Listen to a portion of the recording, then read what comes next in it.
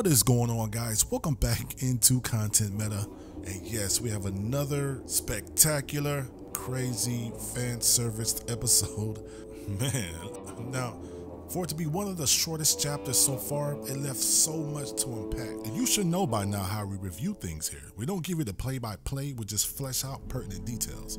So just in case you haven't seen this week's episode, we're going full speed ahead into spoiler territory because I really think this episode merits that. So let's get into it.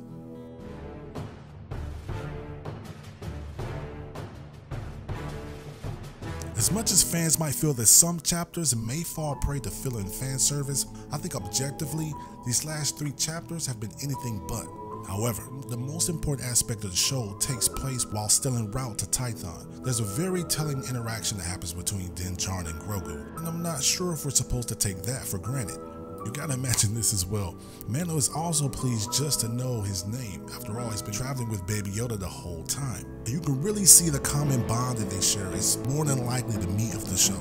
Now, just like last episode, we don't waste any time to get into the plot of this chapter. Right away, Grogu is placed on the Seeing Stone, causing a display of Jedi wizardry I don't think we've ever seen rendered in such a way.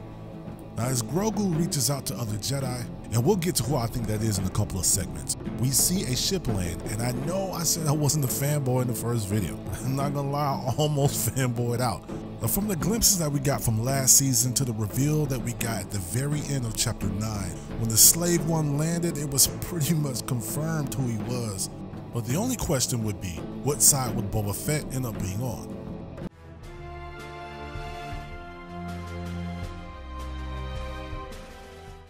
So not only do we find out that Boba Fett is indeed alive and wants his armor back, we also learn that Fennec is alive as well and is fitted with the usual Star Wars cybernetic treatment. Their relationship is meant to mirror that of Jango Fett, Boba's father, and the bounty hunter who was sent to assassinate Padme in Attack of the Clones. Now, whether or not this part of the chapter was fan service or whatever you want to call it, it was definitely showcased as a redemption of sorts for Boba Fett, who was unceremoniously taken out by a blind and unsuspecting Han Solo in Return of the Jedi.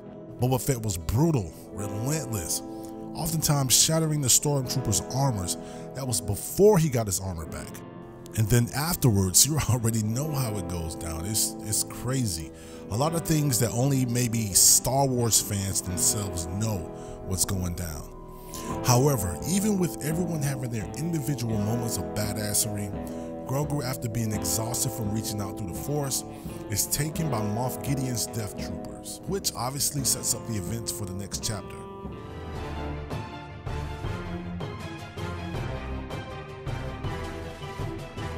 So lastly, one of my biggest questions about the show or the season in general is how it's being perceived by the larger viewing audience. I get a healthy dose of commercials for the Mandalorian show during football games. For the longest time, I wondered why exactly that they go with the concept of a Mandalorian TV show.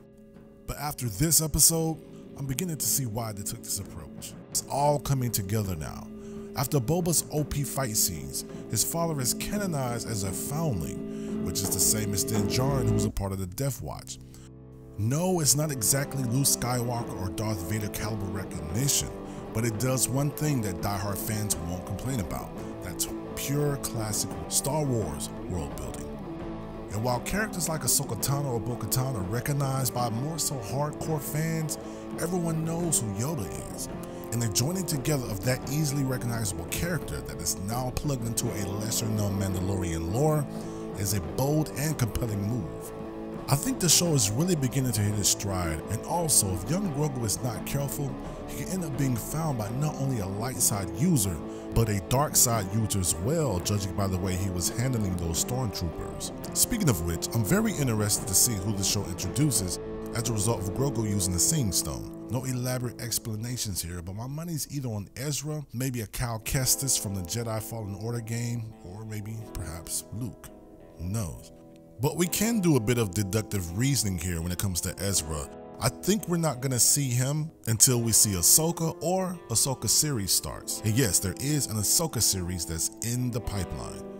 So due to the lateness of this review, I've already seen the next episode, and that review will be coming shortly. I think the season finale is going to be crazy, and I know we're probably going to get that reveal for who the Jedi is that answered Grogu's call. So stay tuned to Content Meta for more reviews like this. We're still striving to get those 100 likes per video. So yes, once we get that done, we'll be doing the giveaway. And until then, guys, see you then.